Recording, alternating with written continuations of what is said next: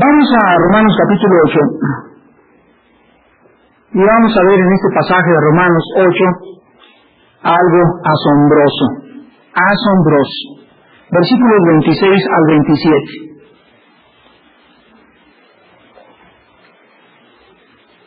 Romanos 8 del 26 al 27.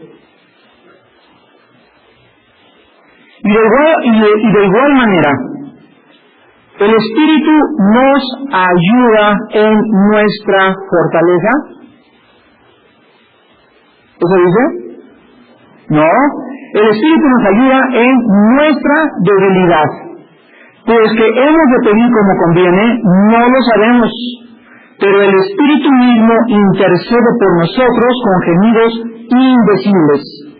Mas el que escudriña los corazones sabe cuál es la intención del Espíritu, porque conforme a la voluntad de Dios intercede por los santos. En la década de los 30, en este siglo, había dos doctores alemanes que comenzaron a hacer estudios sobre la fisión del átomo. Llegó el momento en que el científico judío alemán nacionalizado americano Alberto Einstein se encontraba por órdenes del presidente Roosevelt en Estados Unidos. Más bien antes de la posguerra comenzaba él a darse cuenta de todos los problemas que iba a haber en Alemania por la invasión nazi. Fue llamado a Estados Unidos. Y cuando él comenzó a penetrar en este mundo de la desintegración del átomo, comenzó él a darse cuenta que era un descubrimiento que iba a revolucionar absolutamente el mundo científico de aquel entonces y el mundo también de nuestros días. En esa época, Einstein sabía y conocía la naturaleza humana. Él era un hombre que creía en Dios. Einstein fue el que dijo, ¿cómo es posible que un científico pueda ser ateo? Un científico ateo es un científico ilimitado. Siguiendo los pasos de Newton y de Pascal, que también fueron cristianos, de Blaise Pascal, el famoso físico matemático francés, Einstein le escribió al presidente Roosevelt de Estados Unidos diciéndole, si este descubrimiento de la fisión del átomo cae en manos de enemigos o cae en manos de personas científicas no cristianas, así le puso en su carta, el mundo va a conocer el principio del Armagedón. Alberto Einstein no se equivocaba porque la fusión del átomo fue perfeccionada por el doctor Oppenheimer en 1943. En 1945 los Estados Unidos soltaron las primeras 2 bombas atómicas sobre las ciudades japonesas Hiroshima y Nagasaki, matando más de 300,000 personas que vivían ahí.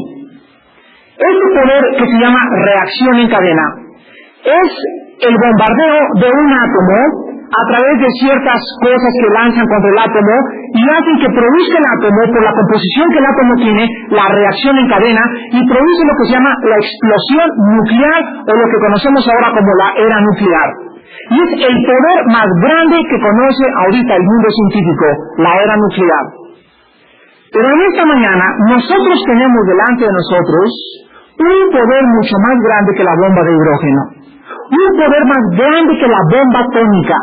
El poder que hace cambiar y sacudir el mismo universo y el poder que hace levantarse de su silla al mismo creador del universo. Les estoy hablando en esta mañana del poder de la oración. Muy pocos cristianos, realmente son muy pocos, aquellos que han descubierto este poder. Aquellos que verdaderamente están orando en el Espíritu. Aquellos que están recibiendo respuestas a sus oraciones. Aquellos que saben que pueden cambiar a su esposa, a vida nueva para México, a la iglesia, a sus pastores, por medio de la oración y no por medio de murmuraciones ni de chismes. La oración está delante de nosotros como un privilegio. Dice en Hebreos capítulo 4, versículo 13, acerquémonos confiadamente al trono de la gracia para recibir en su oportunidad oportuno socorro. Ahora yo puedo acercarme en el momento que yo diga, Padre Santo que estás en el cielo, no necesito ir corriendo con un hombre en carne y decirle, por favor, tírale allá que se acuerde de mí. No necesito pararme delante de un estatua y decirle, por favor, San Matilde, por te pido que intercedas. No necesito ir con una virgencita. Ahora, ahí donde yo me encuentre, yo puedo decir, Padre, Abba Padre, Y en ese momento se corren las cortinas del universo, y en ese momento yo me pongo por medio de la sangre de Cristo en contacto, y en ese momento mis oraciones son como incienso, y Dios me dice: cuando tú te acerques a mí, quiero que en primer lugar creas que realmente yo existo. Porque es importante que el que se acerca a Dios crea que le hay, y que es galardonador de aquellos que lo buscan. En estos dos versículos, yo he encontrado en esta semana uno de los descubrimientos más maravillosos de toda mi vida cristiana. Había leído Romanos 8 y cuando preparo una exposición sistemática como la que estamos teniendo de cada libro, leo todo el capítulo primero, o sea, para tener una idea de lo que el capítulo dice. Después divido en segmentos el capítulo y después comienzo a aislar los versículos o enseñanzas, saco doctrinas y veo esto: ¿qué enseña Dios? ¿Qué te enseña el Espíritu Santo? ¿Y qué te enseña el hombre? Este es un método que ha sido de mucha bendición en mi vida. Pero cuando llegué a esos dos versículos en esta semana, me quedé estupefacto. Y caí de rodillas y yo descubrí que había más profundidades en la vida de oración que aquellas que yo había descubierto antes en mi vida cristiana. Y en esta mañana yo quiero compartir con ustedes lo que he descubierto acerca de la oración. Quiero que veamos en primer lugar el versículo 26. Y dice en primer lugar algo acerca del espíritu y algo acerca de la naturaleza humana. Dice así: y de igual manera el espíritu nos ayuda en nuestra debilidad. Vamos a comenzar por orden en esta mañana y quiero contestar la primera pregunta. Quiero contestar la primera pregunta. La primera pregunta que yo me hice fue lo siguiente: ¿por qué necesitamos ayuda en oración? ¿Por qué necesitamos ayuda? O sea, cuando yo escucho la palabra ayuda, investigué en el original griego esa palabra, es la palabra sunantilambano en el griego, y significa, en el original griego, la palabra ayuda significa alguien que viene a tu lado a auxiliarte o ayudarte en una carga que llevas en tus hombros. En otras palabras, cuando estamos hablando de ayuda, estamos imaginándonos a una persona que no puede cruzar la calle y que vengo yo a su lado a ayudarla. O sea, la agarro el brazo porque ella no es capaz de cruzar la calle. Cuando veo a una persona con una mochila así muy fuerte, vengo yo y le meto el hombro para poder ayudar su carga. Ayudar, entonces, es ir al lado de otra persona para ayudarle a cargar o auxiliarlo en su problema, ya sea físico, emocional o espiritual. Ahora, la palabra debilidad es también muy importante, porque es la palabra griega astenia con TH, y significa sencillamente falto de fuerzas. Bueno, vamos a ver ahora nuestro cuadro. Dios lo pinta en este versículo como una persona débil. Pero soy cristiano, eres débil. Pero tengo a Cristo, pero eres débil. Ahora, ¿qué debilidad está mencionando el Espíritu Santo? ¿Se refiere a debilidad física? No, ¿verdad? Bueno, suprimimos la debilidad física, ¿y qué nos queda entonces? Debilidad espiritual.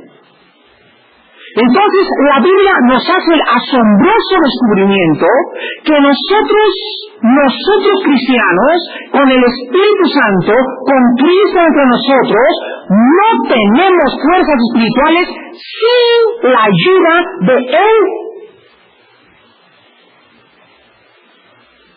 No somos capaces de poder defendernos ¿contra quién? Contra el enemigo. Entonces necesitamos ayuda en primer lugar en la oración, porque somos débiles. O sea, para orar se necesitan, escúchenme muy bien, para orar se necesitan fuerzas espirituales. ¿Por qué necesitamos fuerza espiritual? ¿Y saben ustedes por qué? Porque tenemos oposición. ¡Qué tremendo! ¿Con qué de eso se trata? La oración es una pelea. Eso es lo que descubrí. Es una lucha. Pero una lucha en los niveles espirituales.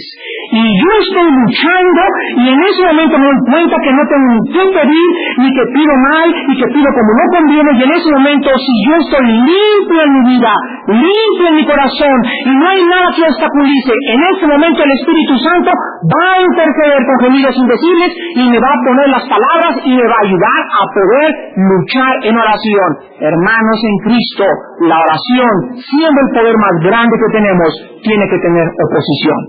Vean un ejemplo en el Antiguo Testamento, en el libro de Daniel, capítulo 10. Vean ustedes aquí un ejemplo de la oposición que existe encarnizadamente para orar. ¿Por qué son el teléfono? ¿Por qué chilla el niño en el momento que oras? Porque a veces no tienes que pedirle a Dios. Es una guerra que ustedes no se imaginan espiritualmente, que está en contra de que nosotros oremos y estemos de rodillas. Es increíble la guerra. Es real. Dice en Daniel 10. Vamos a verlo en el versículo 12. Le doy rápidamente los antecedentes. Daniel se encuentra en la última etapa de su vida. Tiene aproximadamente aquí en el capítulo 10 como 85 años de edad. En ese momento Daniel, que conocía las profecías, se acuerda de la profecía de Jeremías, donde Dios había anunciado de que el pueblo de Israel tendría que estar cautivo en la cautividad babilónica por determinado número de años. Daniel, conociendo las profecías, se hinca de rodillas en el capítulo 9 y comienza a pedirle a Dios diciéndole: oh Padre, ¿qué es entonces lo que va a suceder ahora? ¿Cuál es tu voluntad para nosotros? En el capítulo 9, un ángel se le aparece y le dice a Daniel, 70 semanas están determinadas para tu pueblo y para Israel. Y entonces el ángel profetiza la profecía de Daniel 9, del 24 al 27, que es el ABC, la clave de todas las profecías bíblicas. En el capítulo 10 encontramos a Daniel que sigue de rodillas. Y entonces encontramos que pasan aproximadamente como 2 o 3 semanas y Daniel no recibe respuesta. Y cuando el ángel se le aparece a Daniel, el ángel le revela a Daniel por qué no pudo recibir la respuesta antes de Dios. Escuchen el versículo 12 al 15. Entonces me dijo Daniel: no temas, porque desde el primer día que dispusiste tu corazón a entender y a humillarte, vemos que en primer lugar, para recibir la oración, tenemos que tener la disposición, hermanos, la disposición, escúchenme muy bien, la disposición de ser machacados. Yo no puedo pertenecer a una iglesia y que mi pastor me diga: oye, tú tienes que sujetarte, y decirle: ¿por qué? ¿Por qué? ¿Por qué? ¿Y por qué eso? ¿Y por qué lo otro? Cuando hay un espíritu de rebelión en mí, yo no puedo recibir respuesta de nadie. ¿Por qué? Si ustedes son los líderes, ustedes son los siervos de Dios, hágase Dios tu voluntad. Si nos quieren machacar a través de Dios, machácanos. Pero no puede haber un corazón rebelde delante de Dios que pueda tener respuestas. Entendámoslo. Dios nos quiere humillar. ¿Y a quién les usa? Puede usar a mi esposa, puede usar a tu esposo incrédulo, puede usar a un hijo rebelde, puede usar a tus líderes en tu iglesia. Pero no podemos nosotros venir y decirle: Padre Santo, cuando en nuestro corazón no hay la disposición de ser humillados. Dice el ángel: tú dispusiste tu corazón a entender y a humillarte. En la presencia de tu Dios fueron oídas tus palabras, y la causa de tus palabras yo he venido. Mas el príncipe del reino de Persia ¿qué cosa? ¿Ya vieron lo que dice ahí? El ángel le dice: Daniel, el príncipe de Persia, se me opuso durante 21 días.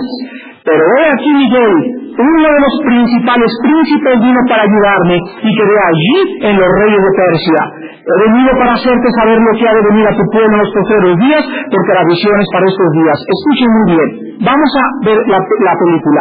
Aquí está Daniel en el planeta Tierra. Aquí está Dios. Entre Dios y nosotros, dice la Biblia, que hay un mundo de espíritus de maldad. Daniel eleva la oración a Dios y el telegrama llega por correo urgente, llega en segundos. Muy bien, cuando Dios envía la respuesta, no envía la respuesta y le dice: Danielito, esto y esto y esto.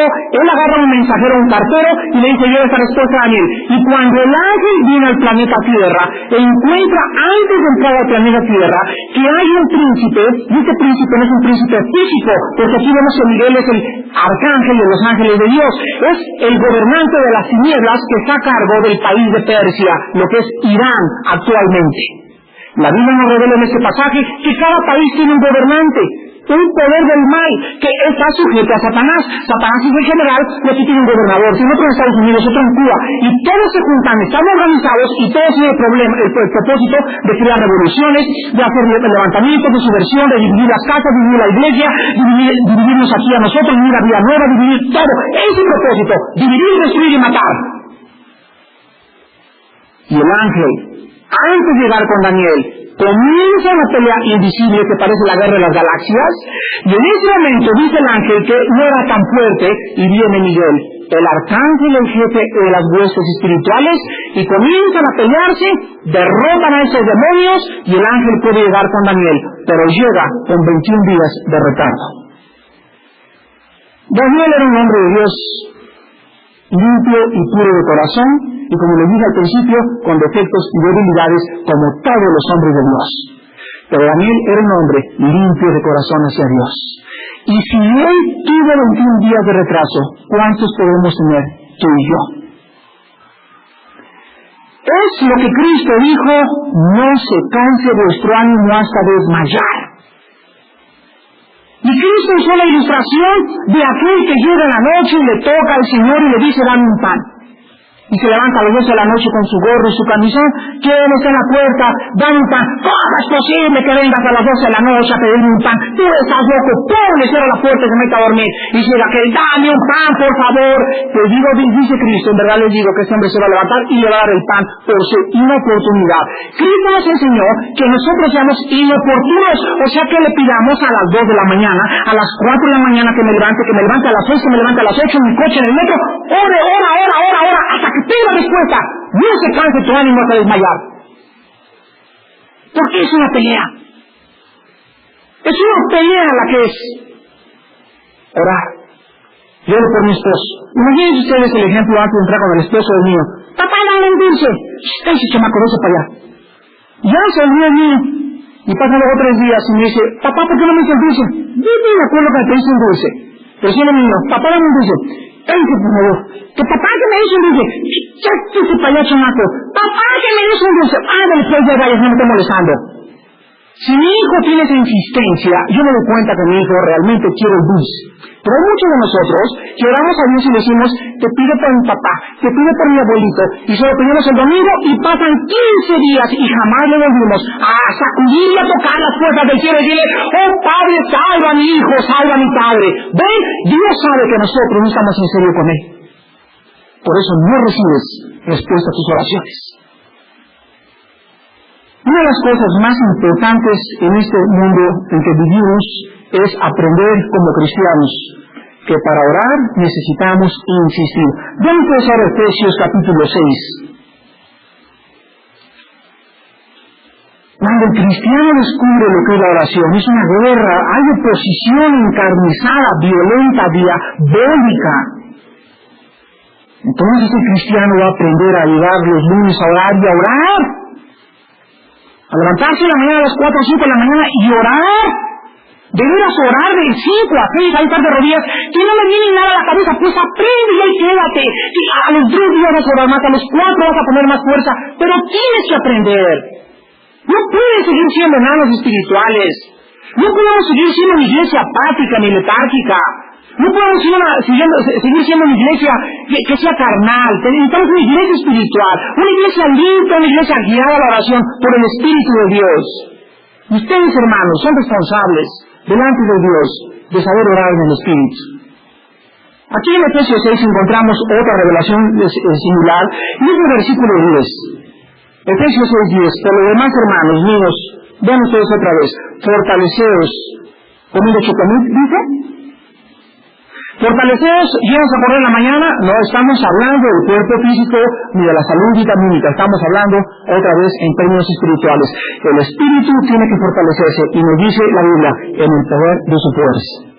Este versículo en el original griego se los voy a parafrasear. En el original griego dice: por lo demás, hermanos míos, saquen fuerzas del Señor, porque ustedes no tienen ningunas. El mismo ejemplo de la batería. Llevo en la mañana cuando me levanto descargado, ya. Mi esposa acaba de comprar hace 2 meses una aspiradora nueva en Estados Unidos, que es así, una cosita así chiquita. Y esta aspiradora, en la noche la cargas, nada más metes el switch y le pegas ahí el switch de la aspiradora y se carga. Y en la mañana no usas aspiradora y la metes bajo las camas, el pelo de los perros en las camas, en las colchas, en todos lados. ¿Sabes cuánto aspiradora? Así chiquitita la aspiradora. Pero ¿saben una cosa? Cada mañana amanece descargada. Se le acabó cuando se usó, se le acabó la fuerza del aspirador y tiene otra vez su fantasma. Y otra vez ya está lista para ser usada. Así somos nosotros. Amanecemos todos débiles, sin fuerzas, deprimidos, y comemos huevo y nos vamos, me voy a portar bien, voy a testificar, y todo lo estás haciendo en la carne. Tienes que levantarte y... ¡de Dios! Entendamos que no tenemos fuerzas. El diablo es más fuerte, más inteligente y más sabio que nosotros. El que vive entre nosotros es mayor que él. Pero necesitamos cargar las pilas diario. Esos jóvenes se fueron a cabo San Lucas, también comienzan, se fueron y dije, se los ruego por la misericordia de Dios. Me hinco delante de ustedes, le dije a mi hijo y a los demás, por favor entiendan, durante este viaje, tengan todos los días un devocional de por lo menos 1 hora diaria. Cada uno y después uno juntos, para que puedan ser protegidos de las acechanzas del enemigo. Van ustedes en una misión muy peligrosa, muy peligrosa. Ahorita por primera vez esta iglesia acaba de mandar 3 grupos misioneros al extranjero y aquí dentro de la República Mexicana. Yo estaba esperando un contraataque y ya vino un contraataque. No les digo qué fue, pero yo lo estaba esperando. Y un día lo estoy esperando porque está bien enojado con nosotros. Nos quiere dividir y está lográndolo con algunos. No con todos, gracias a Dios. Entonces aquí encontramos en Efesios 6:10 que tenemos todos los días que en la oración, venir a la palabra y sacar esa fuerza, sacar esa espiritualidad que yo no tengo y que todos los días tengo que cargar, y ya voy a mi trabajo, ya voy a la iglesia, pero estoy funcionando en el Espíritu Santo. Mientras yo no entienda esto, olvídense de cursos de teología, olvídate de un seminario, olvídate de todo el poder. Escuchen, hermanos, todo ese poder viene a través de la oración. A través de la oración. A través de la oración. Orar sin cesar. ¡Qué tremendo! Orar sin cesar. ¿Qué significa que estar las 24 horas del día orando? No significa que cada vez que yo me acuerde, me ponga en contacto a enchufarme con la batería. Cada vez que yo acabo el desayuno, ustedes no se imaginan los sábados cuando acabo el desayuno en la tarde, qué extenuación emocional y física viene en mi vida. Me acabo y me siento, en lugar de sentirme muchas veces contento, me siento alegre por la salvación, por la obra de Dios, pero me siento que no quiero que nadie platique conmigo, quiero irme a la justo, subir una montaña, descansar, desahogar mis pensamientos, mi carga, pero durante ese desayuno es una carga tan grande emocional, es una lucha la que tengo contra los poderes del mal en este medio ambiente que está ahí en el salón, que acabo literalmente agotado física y emocionalmente. Es increíble, y esto me ha pasado cuando he peleado también con personas endemoniadas. Me acuerdo de un endemoniado que en Puebla, un muchacho de 17 años de edad que había sido dedicado a Satanás cuando tenía 14 años de edad. Cuando yo luché con ese muchacho, en el poder del Espíritu Santo, 3 horas en el cuarto ahí del retiro del Oasis en Valcochillo, Puebla, me acuerdo que después de esos días llegué a la casa y dije a mi esposa, nunca había visto ojeras tan grandes en tu vida. Unas ojeras que tenía hasta hermanos. 2 días no dormí después de esa pelea con los poderes del mal. Ahí descubrí yo que hay una gran relación entre el mundo espiritual y los problemas físicos que tenemos. Cuando oramos, estamos peleando emocionalmente contra los poderes del mal. Nos desgastamos físicamente, entonces tengo que venir a cargar mis pilas otra vez todos los días. Mientras más las cargue, más cargado estoy y más fuerte estoy para enfrentarme contra los demonios. Hay cristianos que se enfrentan con endemoniados en la calle, o te hablan, oye, mira, Juanito, hay un endemoniado en mi casa, y yo de cristiano, en el nombre de Cristo, salte, salte, salte. Hermanos, dicen, tú no venías a un endemoniado, y ustedes, hermanos, no se quiere salir. ¿Qué pasa? Miren, los demonios saben cuando alguien está cargado. Y cuando alguien está cargado, así el Espíritu Santo fluye y ellos lo saben. A Pablo le dijeron, A nosotros conocemos a Pablo, pero los falsos apóstoles que querían sacar demonios le dijeron, ¿y ustedes quiénes son? Los demonios saben quién estamos cargados, ¿saben qué? Y dice 1 Pedro 5 que el diablo anda buscando como un león así, buscando a quién aventársele, y a quienes creen que se les avienta, a los que no están cargados. Y los usan para dividir la iglesia, los usa para introducir chismes, los usa para dividirnos a nosotros, nos usa para murmurar, nos usa ¿por qué? Los usa porque no tienen fuerza para resistirlo. Dice Santiago 4, someteos a Dios y resistir al diablo y él huirá de vosotros. ¿Cómo se llama? A las 6 de la mañana y viene contra mí y de repente yo me levanto. Con el escudo de la fe, yo llevo la salvación de la palabra de Dios y ¡pum! Que pega contra mí y no puedo lograr nada. Se levanta contra mi esposo y ve que no está cargada y ¡pum! La ataca en la mañana y la usa y luego la lanza contra mí para que nos dé un encontronazo y yo y ella salten chispas y a la larga divida mi hogar. Él anhela que yo me divorcie. Hermanos, es real. Es real. Está vivo. La oración es nuestra única arma. Regresamos en segundo lugar a contestar la pregunta a Romanos 8, ¿por qué necesitamos ayuda para orar? Ya lo vimos, qué débiles somos, qué inútiles, qué incapaces, qué inadecuados. Oh, toda la gloria sea a Él. Él es el único que puede lograr algo en nuestra vida. Separados de mí, nada podéis hacer. Si vosotros permanecéis en mí, y mis palabras permanecen en vosotros, pidan todo lo que quieran. Pero el requisito es permanecer en Él. En segundo lugar, dice aquí en el mismo pasaje, en el versículo 26, que el Espíritu nos ayuda en nuestra debilidad. Ya vimos por qué no necesitamos ayuda. En primer lugar, porque somos débiles espiritualmente. Y nuestra guerra es contra los poderes del mal. Y en segundo lugar, dice el versículo 26, que necesitamos ayuda, pues que hemos de pedir como conviene, no lo sabemos. O sea que todos los cristianos, en el momento de convertirse, vienen a Dios y comienzan a decir, baba, tata, mamá, quiero tata, gugu. Al año, mamá, quiero torta. A los 3 años, mamá, quiero un sándwich a la parmesán. A los 15 años, el subjetivismo y el cloroformismo y el futurismo, etcétera, etcétera. Y a los 25 años somos un lenguaje que ni los políticos entienden. Pero miren la evolución y la progresividad del lenguaje, pues lo mismo es en oración. Y miren, papá quiero moto, saben ustedes que está pidiendo lo que no le conviene. ¿Y saben por qué? Porque él no puede discernir que si le regalo una moto, lo estoy haciendo que se suicide casi. Entonces los niños, así como vienen y piden cosas que son para su mal, el Espíritu Santo por eso necesita interceder en nosotros, porque nosotros no sabemos lo que hemos de pedir, y cada vez que pedimos para gastar en nuestros deleites. Dice Santiago 2, 4, 2, pedís y no recibís, porque pedís para gastar mal, para gastar en vuestros deleites. Entonces, el Espíritu Santo, al ser enviado en el momento que recibimos a Cristo a nuestro corazón y al comenzar a llenarnos, comienza a balbucear, así como el niño comienza, papá quiero esto, papá el otro, él ni siquiera no necesita decirme, papá quiero un sándwich de hablar, solamente me dice, quiero comer, ya lo entendí, ¿no es cierto? Y le doy unos complejos, no le gustan, ya sé lo que le gusta un sándwich de jamón en la mañana, pero conozco la intención de mi hijo. ¿Cuántos de ustedes que tienen a sus hijos que sus hijos no hablan? Yo les he dicho muchas veces a mis hermanas, oye, ¿cómo le entiendes a tu hijo? Yo me acerco y digo, qué bonito niño, bla, bla, bla, bla, y conmigo el niño, pan. Y dice la mamá, ¿quiere pan? ¿Y le digo? ¿No tienes el don de interpretación de lenguas? Pero las mamás les entienden, saben cuál es la intención de su hijo. ¿Por qué viven con él? ¿Por qué han aprendido su lenguaje? Yo no entiendo, mi papá es chino para mí.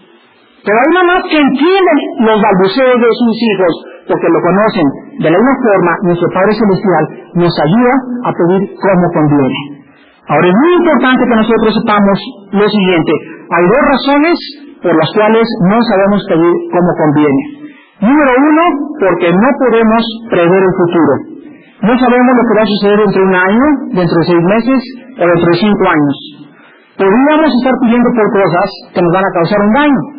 Hay muchas hermanas y hermanos en Cristo sinceros que creen que la sanidad es lo más importante de la vida cristiana.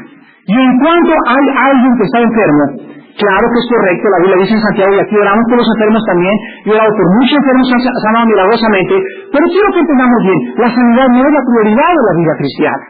Hay veces que Dios no va a sanar a una persona. ¿Por qué? Porque a lo mejor tiene un plan de Dios, mis pensamientos no son vuestros pensamientos, dice el Señor. Y yo en mi mente creo que si estar sano es lo mejor para esta vida. A lo mejor Dios en ese hospital le va a enseñar la lección más grande de toda su vida cristiana a ese hermano o hermana. Entonces, ¿cómo debemos orar?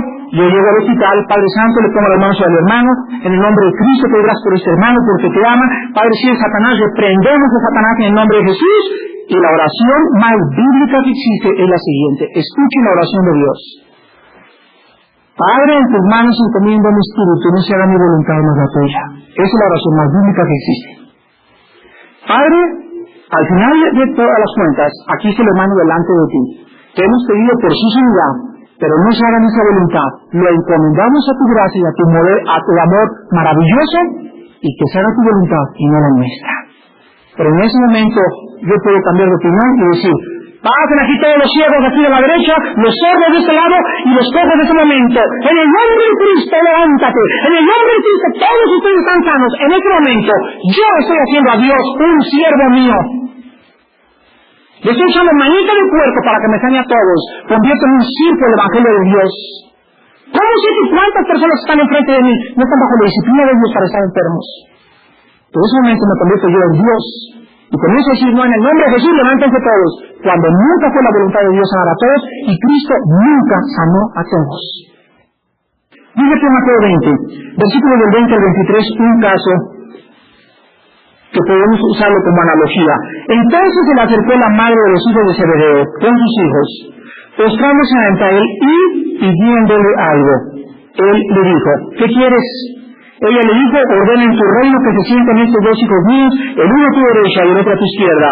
Entonces Jesús respondiendo dijo, ¿qué dijo?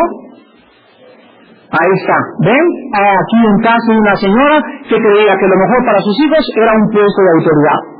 Padre Santo, te pido que mi hijo sea el gerente de la British Sky.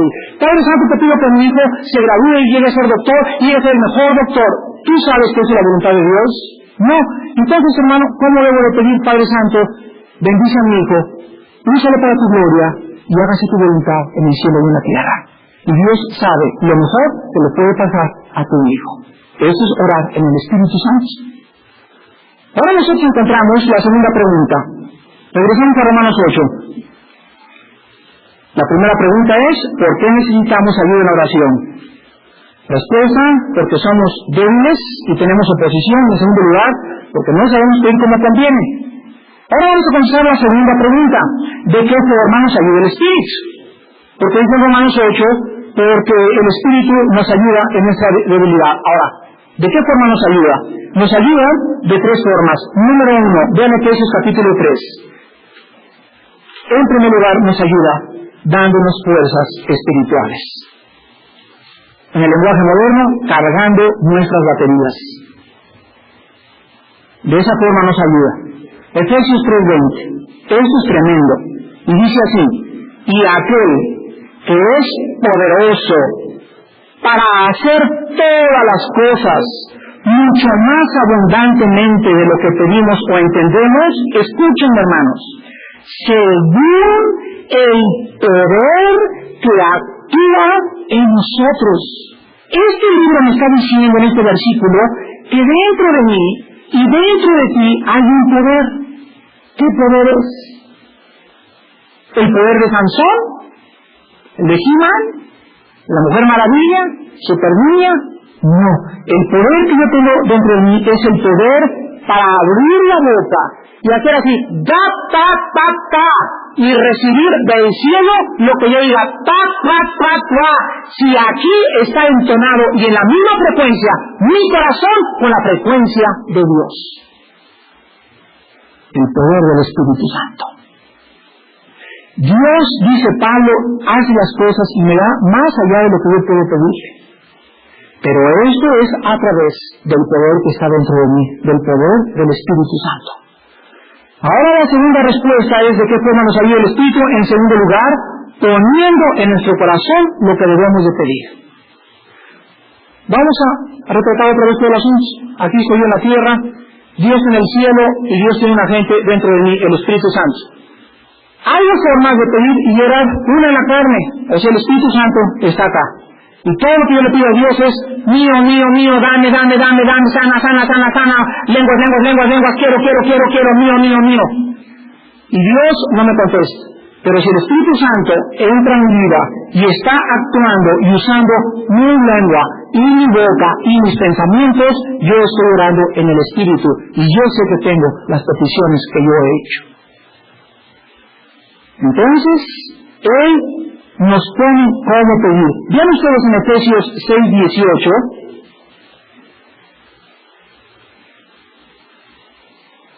Y quiero dar los dos pasajes y son los dos únicos en todo el Nuevo Testamento.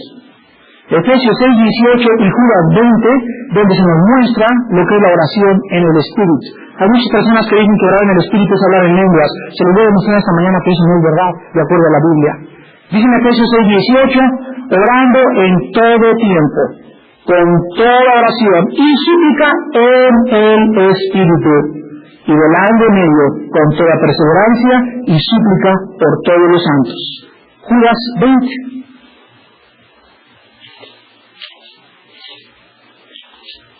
Y dice la Biblia, pero vosotros, amados, edificándoos sobre vuestra santísima fe, orando en el Espíritu Santo. Cuando alguien viene y me dice, Armando, Romanos 8:26 dice que los sonidos indecibles son lenguas, es importante que nosotros podamos ayudar a estos hermanos diciéndoles. En primer lugar, la palabra gemidos indecibles significa intentos del corazón que no pueden ser expresados con palabras. La palabra dice gemidos indecibles que no se pueden decir. Las lenguas, la traducción de la palabra lengua es la palabra glosa. Y la palabra glosa significa un lenguaje conocido, expresado en un idioma que no sabemos. Entonces, si aquí el Espíritu Santo me está diciendo que la oración que yo no puedo hacer es Señor, oh Padre, me duele tanto, Señor, lo que está pasando, no sé qué decirte. En ese momento no hay palabras que pueda elevar a Dios, me siento constreñido por el dolor físico, por la emoción. En ese momento, esos intentos que no puedo expresar son intentos que el Espíritu Santo eleva a Dios y Dios me contesta, aunque yo no los pueda expresar con palabras. Orar en el Espíritu significa orar siendo guiado absoluta y totalmente por el control y la dirección del Espíritu Santo. Si orar en lenguas fuera orar en el Espíritu, entonces los que no hablamos lenguas no estamos orando en el Espíritu, estamos orando en la carne. Somos una bola de carnalotes todos. Si fueran lenguas, entonces solamente todos los que tienen ese don están orando en el Espíritu Santo. Pobres de los cristianos que no hablan el don de lenguas, porque jamás en su vida oraron en el Espíritu Santo. ¿Y para qué les oraba el Espíritu Santo? Regresamos a Romanos 8. ¿Cuántas herejías tan graves hay en la iglesia de Dios? Es increíble la ignorancia tan grande de la Biblia. Dice el versículo 27, Romanos 8:27, mas el que escudriña los corazones sabe cuál es la intención del Espíritu, porque conforme a la voluntad de Dios intercede por los que hablan en lenguas, dice. ¿Por quiénes intercede el Espíritu Santo? Aquí lo dice, por todos los que son santos. 1 Corintios capítulo 1 versículo 2 y 3, Pablo a la iglesia de Corinto, a todos los santos de Corinto, a todos los que en cualquier nombre del mundo, en cualquier lugar del mundo, invocan el nombre de Dios. ¿Quién es un santo? La persona que ha sido santificada. ¿Cómo hemos sido santificados por la presencia del Espíritu Santo? Yo no necesito hablar en lenguas para orar en el Espíritu Santo. Esto es una herejía grave en la Biblia. Qué clara es la palabra. Intercediendo por todos los santos. Para eso se nos fue dado el Espíritu Santo. Y acabamos en último lugar, contestando la última pregunta. Regresamos a Romanos 8:27 y encontramos la tercera pregunta que vamos a contestar en esta mañana, y es la siguiente: ¿qué requisitos se necesita para orar en el Espíritu? Vamos a volver a leer el versículo 27. Mas el que escudriña los corazones sabe cuál es la intención del Espíritu, porque conforme a la voluntad de Dios, conforme a la voluntad de Dios, conforme a la voluntad de Dios, intercede por los santos. ¿Qué necesito? Me preguntas para acabar en esta mañana. Para poder orar en el Espíritu. La respuesta está aquí en la Biblia. Para poder orar en el Espíritu, necesitas conocer la voluntad de Dios. No digas, Padre Santo, te pido por Jaimito. Mira, no es creyente ahorita, pero se va a convertir cuando nos casemos. Conviértelo, Padre.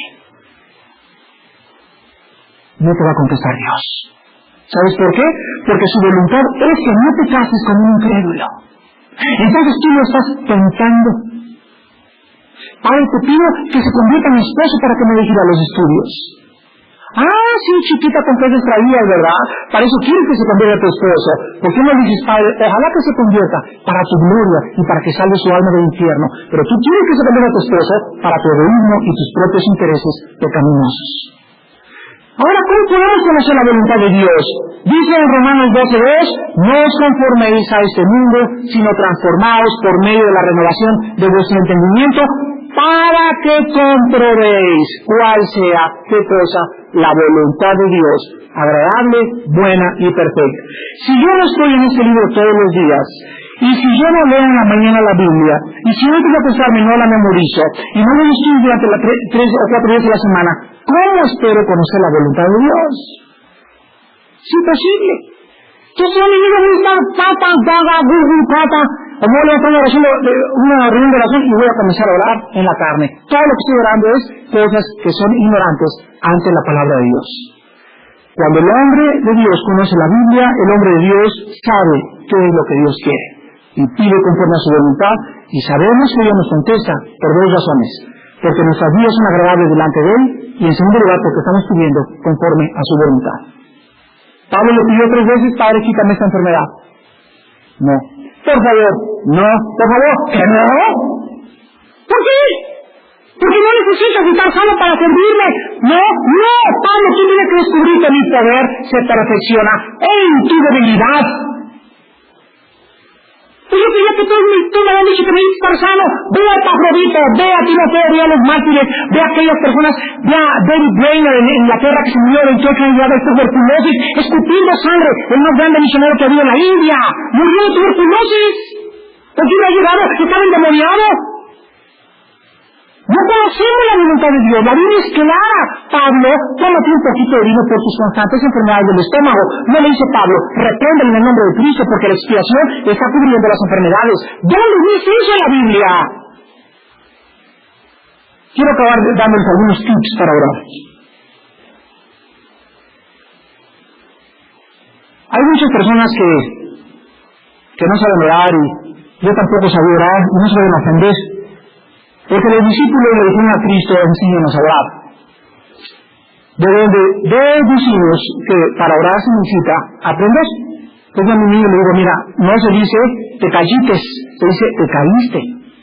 No se dice te juites, ni venites, ni andates. Ni lambió, se dice lambió, te fuiste, regresaste. Entonces a mi niño, si yo no lo voy guiando, no lo puedo enseñar a orar, a hablar.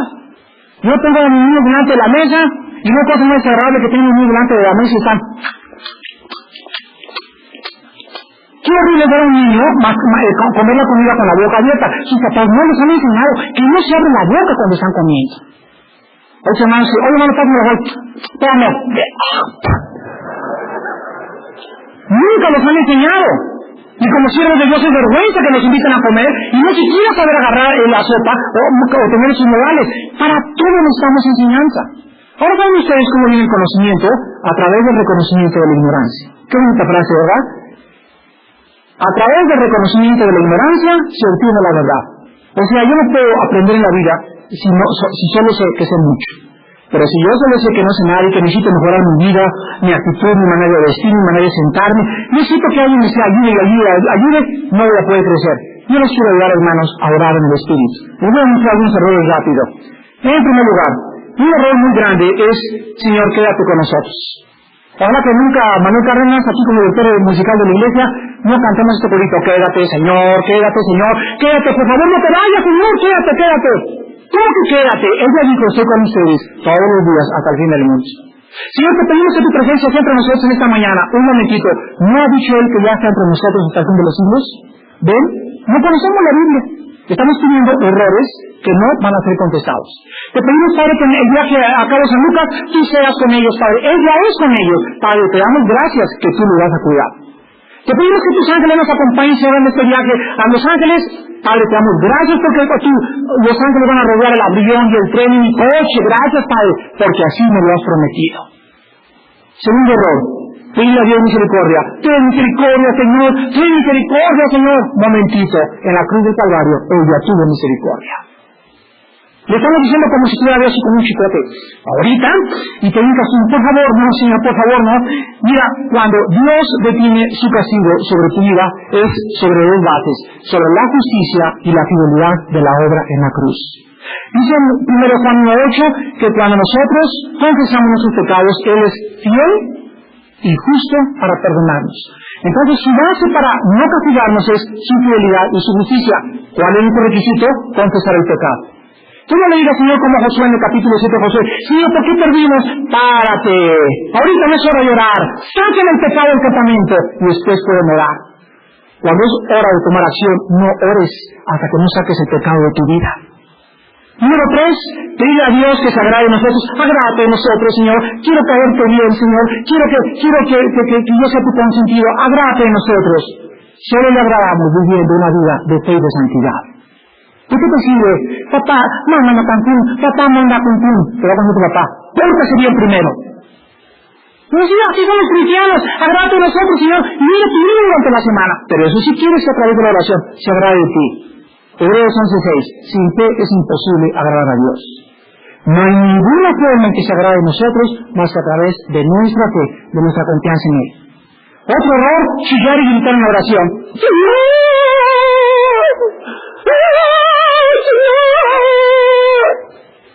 A Dios no lo mueven los gritos, ni los chillidos, ni tu desesperación. A Dios lo único que lo mueve es la fe. La oración de fe puede mucho.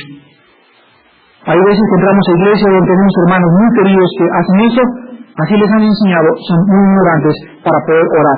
Otro error, pedirle a Dios, oh Padre, perdónanos todos nuestros pecados. Un momentito, cuando estás en una reunión de oración, no puedes hacer tú esta oración si no es una iglesia. Por ejemplo, si aquí como iglesia todos nosotros hemos ofendido a Dios juntos le pedimos perdón. Pero no te pares en una oración diciendo, perdónanos todos los pecados, y todos dicen, sí, Señor, amén, amén, amén. Dios no te va a contestar porque para que te perdone tienes que confesárselos uno por uno. Tampoco en tu casa te dices en la noche, Padre, te pido por todos mis pecados que he cometido este día. Dime qué fue lo que pasó. La palabra confesar significa ponerse de acuerdo con Dios sobre aquello que Él llama pecado. Entonces confesar a Dios el pecado del Padre. Hoy vi una muchacha con ojos de adúltero, sí, de adúltero. Hoy me robé una pluma y no la devolví. Aquí la tengo, yo robo esto. Agarré un clip y no era mío, es robo. Le confesé a mi madre, no quise lavar los trastes, me puse contra el pastor, soy una rebelde, quiero hacer mi voluntad. Eso es confesión de pecado. Y mientras no te sensibilices a confesarlo, uno por uno, tú no estás orando a Dios. Otro error, pedir en una reunión de oración que una persona se sane cuando la persona no es salva. Dios no va a contestar esa oración. Miren, hermanos, oye hermano, ¿puedo orar por mi esposa que está en el hospital? ¿Es cristiana? No. Entonces no voy a orar por su sanidad, voy a orar por su salvación. Más vale entrar cojo y manco al cielo que entero y sano al infierno. Otro error, también pedirle a Dios constantemente, cuando estamos orando, hay hermanos, no estoy en una oración y el hermano junto, sí Señor, no Señor, amén Señor, aleluya Señor, en tu nombre de gloria, amén Señor. En una reunión de oración, sean discretos, tranquilos. Y hay hermanos que son sinceros, pero ten en cuenta una cosa, tú eres una persona muy efusiva y emotiva, gracias a Dios, pero Corintios 14 nos dice que nuestro espíritu debe estar sujeto a nuestro espíritu. Pues controla tus impulsos, no te molesta por los de junto. No se olvide estar en una oración y, sí Señor, no Señor, amén Señor. Díselo en tu corazón, Él sabe la intención de tu espíritu y de tu corazón. Gracias Padre. Sí, Señor. Perdón. Sí, Señor. Amén, Señor. Amén. Y hasta se paran y... ¡Ay, Dios mío! Es un error. Tengan cuidado cuando estén orando, tranquilos, sin gritos. Dios sabe la intención de nuestro Espíritu Santo. Oren en silencio. Otro error también es repetir Padre cada 5 segundos. Padre, te pido por mi mamá, Padre, porque tú sabes, Padre, que mi mamá, Padre, tú sabes, Padre, que mi mamá, si fue mamá, Padre, y tú sabes, Padre, en nombre de Jesús, Padre, muchas gracias, Padre, sí, Padre, amén, Padre. Cristo dijo en Mateo 6, cuando oréis, no uséis vanas repeticiones.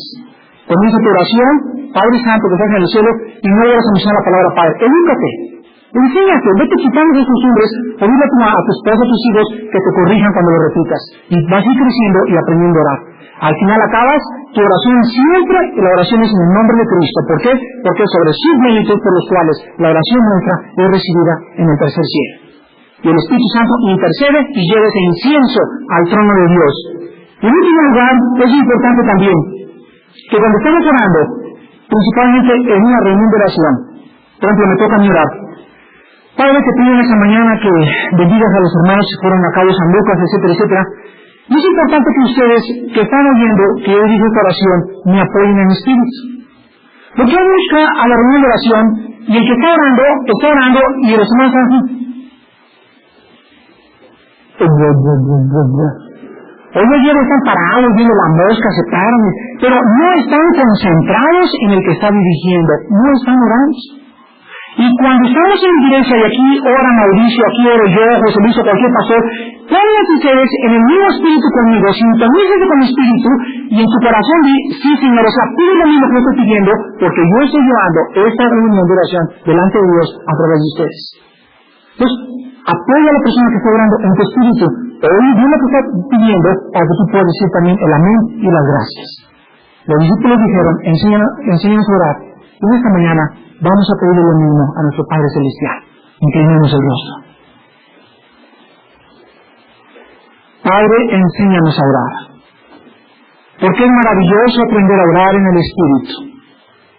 ¿Y quién puede aprender sin maestros? ¿Quién puede aprender sin un guía? ¿Quién puede aprender a hablar si no hay alguien que nos corrija literalmente todos aquellos errores gramaticales que día a día pronunciamos por nuestra ignorancia de nuestro propio vocabulario? Así como es grato saber que hay personas que nos corrigen al hablar, Padre, ojalá que haya suficiente amor entre nosotros para corregirnos al orar. Enséñanos a orar, Padre. Porque cuando comencemos a aprender a orar en el Espíritu, vamos a descubrir que es maravilloso vivir de rodillas. Es maravilloso descubrir que es a través de este medio de gracia como podemos obtener fuerza, sabiduría, valor de nuevo para no desmayar ni abandonar la obra que nuestras manos tú has encomendado. Si no tenemos fuerzas para seguir una obra que tú nos has encomendado y si rehusamos y desmayamos y renunciamos a ella, significa que nuestras vidas no estaban llenas del Espíritu Santo. Porque no somos de aquellos que retroceden para perdición, sino de aquellos que continúan para salvación. Si perseveramos, hasta el final seremos salvos. ¿Qué significa que todo aquel que es nacido de Dios perseverará? Aquel que deja de remar y se aflige por los problemas y los abandona, va a regresar de donde salió. No nos queda más que seguir remando, hermanos. Tengan ánimo, fortalezcanse interiormente. Descubran en la oración la fuerza que no tenemos, hermanos. Vivan en la palabra. Aumenten su tiempo de oración con tu esposa, con tus hijos, porque los tiempos son peligrosos. El diablo, como león rugiente, está buscando dividir nuestra casa, capturar a nuestros hijos, dividir la iglesia. No le demos ocasión. Seamos humildes y estemos sujetos unos a otros. Sujeten a sus pastores porque ellos velan por vuestras almas. Oren por vuestros pastores, porque Dios es el que los ha puesto como siervos. Si ellos se equivocan y van a hacer muchas veces, Dios los va a juzgar, pero ustedes no admitan acusación contra ellos más que con 2 o 3 testigos. Y si la acusación es real, perdónenle. Si no es inmoralidad ni herejía, perdónenle, porque él necesita levantarse y continuar caminando. Padre, te doy gracias por esta iglesia, porque es una iglesia preciosa la que tú has dirigido con tu espíritu y en la cual tú has derramado bendiciones tan grandes, que a menos de 2 años de levantar esta iglesia ya has mandado misioneros. Oh Padre, qué privilegio, qué gozo tan grande, y te damos toda la gloria en este momento. Ayúdanos a comprender que nuestra lucha no es contra carne ni sangre, no es contra nosotros ni entre nosotros, es contra los poderes del mal, que día a día maquinan, planean e intentan destruir la obra que en tu cruz tú lograste por nosotros. Gracias. Ha habido murmuraciones en contra de tus líderes y te pedimos perdón por ello, Padre. Te pedimos perdón porque si ellos nos dicen que nos sujetemos, ¿qué nos cuesta sujetarnos? ¿Qué nos cuesta someternos por tu amor, Padre? ¿Qué nos cuesta humillarnos por lo que hiciste en esa cruz? Padre, bendice a tus pastores, bendice a cada alma en esta iglesia, a cada familia, a cada matrimonio, a cada muchacho joven. Ayúdalo a acabar la batalla, para que podamos decir en aquel día, este es el día de la buena batalla. Y recordemos antes de despedirnos, recordemos que no estamos tratando de ganar, porque la victoria ya es nuestra, y en la cruz fue ganada. Solamente estamos peleando y estamos acabando la pelea. El que viene ya viene. El Espíritu dice, ven Señor, y tu esposa dice, ven. Háganos irreprensibles, Padre. Háganos limpios y llenos de amor, llenos de misericordia y de benignidad unos para con otros, perdonándonos y amándonos como tú nos perdonaste, soportándonos, Padre. Todos nosotros somos débiles y todos necesitamos todos los días el perdón de todos los demás. Ayúdanos, Padre, a poder continuar en esta obra para la gloria de tu Hijo Jesucristo, en quien oramos en este momento. Amén.